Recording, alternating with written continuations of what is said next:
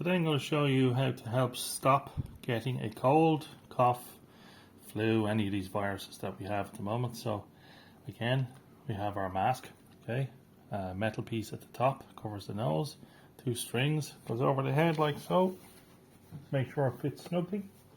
Make sure you have 1 string at the back of the neck, the other string across the ears rather than over, because it hurts your ears when it pulls it down. So make sure it's good, tight fit like so, and that will help protect you. Thank you.